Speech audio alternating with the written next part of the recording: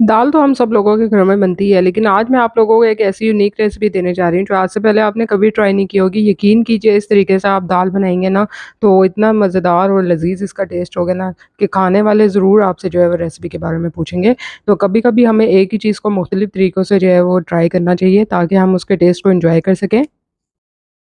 अस्सलाम वालेकुम, welcome to my YouTube channel kitchen with Sam. तो यहाँ पे जो है मैंने 1 कप के बराबर लाल मसूर की दाल ली है, साथ ही मैंने इसमें आधा कप जो है वो मूँग की बगैर छिलके वाली यानी कि धुली हुई दाल ली है। अब मैं मूँग की दाल क्यों ऐड कर रही हूँ, इसकी रीज़न आपको बताती हूँ। अक्सर लोग ये शिकायत करते हैं कि जब भी वो ये लाल दाल खाते हैं ना, तो उनको जलन का इश्यू हो जाता है या फिर बदहज़मी का इश्यू होता है। अगर आप ये जो आधा कप मूँग की दाल ऐड कर लेंगे ना इस क्वांटिटी के हिसाब से, तो आप लोगों को ये शिकायत नहीं होगी। आज के बाद आप ये रेशियो ट्राई करके देखिए और मुझे जो है वो फीडबैक से ज़रूर आगाह करें। तो यहाँ पे जो है मैंने इसको अच्छे से वॉश कर लिया था। वॉश करने के बाद हमने क्या करना है, कुकर में इसको जो है डाल देना है। तो यहाँ पे मैंने 1 कप जो है वो लाल मसूर की दाल ली है और आधा कप मूँग की दाल ली है। साथ ही मैंने इसमें 2 से 3 कप के बराबर पानी डाल दिया था। 2 से 3 अदद लौंग इसमें मैंने ऐड कर देनी है। अच्छा-सा फ्लेवर आ जाता है और साथ ही मैंने इसमें हाफ़ टी स्पून नमक डाला है और हाफ़ टी स्पून मैंने इसमें हल्दी पाउडर डाला है। ये सिर्फ़ 3 चीज़ें आपने इसमें डालनी है और डालने के बाद आपने जो है ना इसको पहले एक उबाल आने देना है। अभी आपने इसको जो है वो व्हिसल वगैरह वेट वगैरह नहीं लगाना है इस पे। तो ये जो इसके ऊपर जो झाग आता है ना, ये आपने इसको ज़रूर रिमूव करना है, वरना क्या होता है कि दाल में ना अजीब-सा टेस्ट आ जाता है, कड़वी-सी होती है। ये आप ज़रूर रिमूव करें जब इसको पहला उबाल आ जाए। ये ऊपर से मैंने सारा इसका जो है झाग हटा दिया था और इसको व्हिसल लगा के रख दिया था। तकरीबन मैंने 5 से 8 मिनट के लिए इसको रखा था मीडियम फ्लेम पर। अब साथ ही जो है वो हम यहाँ पे एक कढ़ाई ले लेनी है और उसमें जो है 1 से 2 हांडी के चम्मच के बराबर ऑयल डाल देना है। 1 टीस्पून मैंने इसमें साबुत सफ़ेद ज़ीरा डाला था। हल्का-सा इसको जो है हमने कड़कड़ाना है और साथ ही हमने लहसुन अदरक का पेस्ट 1 टेबलस्पून इसमें ऐड कर देना है। अच्छा से इसको सौते कर लेना है।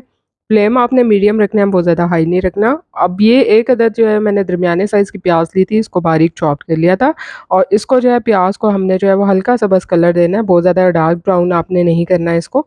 ताकि इसका कच्चापन ख़त्म हो जाए और लाइट सा इसका कलर आ जाए। तो यहाँ पर देखिए अब मैंने इसमें जो है 2 अदद हरी मिर्चें बारीक काट के शामिल कर दी थी। प्याज़ के साथ आपने नहीं ऐड करनी, क्या होगा हरी मिर्च जल जाएगी। तो प्याज़ को आप अच्छा सा कलर दे लें, तो साथ इसके बाद जो है आप हरी मिर्च ऐड कीजिएगा। अब यहाँ पे मैंने कुछ हरा धनिया ऐड किया है, फ्रेश हरा धनिया है और इसके साथ ही जो है ना आप अगर चाहें ना इसमें थोड़ा-सा पालक काट के भी ऐड कर सकते हैं, अच्छा-सा फ्लेवर आ जाता है दाल के साथ उसका। अगर नहीं ऐड करना चाहते तो हरा धनिया ही ऐड कर दें। यहाँ पे एक अदद जो है वो मैंने दरमियाने साइज़ का टमाटर लिया था, उसको बारीक इस तरह से मैंने कटिंग कर लिया था। वो भी मैंने इसमें ऐड कर दिया है। अब इन सारी वेजिटेबल्स को अच्छे से मिक्स कर लेना है आपने। अब साथ ही मैं इसमें कुछ मसाले भी ऐड करने लगी हूँ। तो यहाँ पे मैंने हाफ़ टी स्पून नमक तो पहले ऐड किया था दाल में कुकर में जब चढ़ाते हुए, तो हाफ़ टी स्पून मैंने अब ऐड कर दिया है और 1 से 2 टीस्पून मैंने इसमें जो है वो कुटी हुई लाल मिर्च डाल दी है। आप लोग जो है वो लाल मिर्च का पाउडर भी ऐड कर सकते हैं इसमें। साथ ही 1 टीस्पून मैंने इसमें धनिया पाउडर डाला है और 1 टीस्पून मैंने इसमें ज़ीरा पाउडर डाला है। धनिया और ज़ीरा पाउडर घर ही में हम अच्छे से साफ़ करके इसको पीसते हैं और अच्छे से जो है ना इसको भून के फिर हम इसको पीसते हैं, तो अच्छा-सा फ्लेवर आता है इस तरह से हांडी में। अब अच्छे से इन मसालों को मिक्स करना है, थोड़ा-सा मैंने इसमें पानी डाल लिया था 1 से 2 टेबलस्पून, ताकि मसाला जो है ना लगे नहीं और ये प्याज़ और टमाटर भी अच्छे से सॉफ्ट हो जाएँगे इसी पानी में और मसाला भी अच्छे से जो है हमारा इसमें भुन जाएगा। अब ये देखिए दाल 7 से 8 मिनट तक के लिए रखी थी मैंने कुकर में, अच्छे से ये देखिए गल चुकी है। सिर्फ़ आपने 8 मिनट के लिए इसको जो है ना व्हिसल लगा के रखना है। अब यहाँ पे मसाला भी अच्छे से भुन गया, ऑयल इसका सेपरेट हो गया था। थोड़ी-सी पहले मैंने इसमें दाल डालनी है और क्या करना है इसको अच्छे से जो है ना इसके साथ फ्राई कर लेना है। पहले आपने थोड़ी दाल इसमें शामिल करनी है, थोड़ा-सा पानी भी आपने इसमें ऐड कर देना है आधा कप के बराबर। यकीन कीजिए इस तरीके से आप दाल बनाएँगे ना तो बिल्कुल ही इसका यूनिक सा फ्लेवर होता है।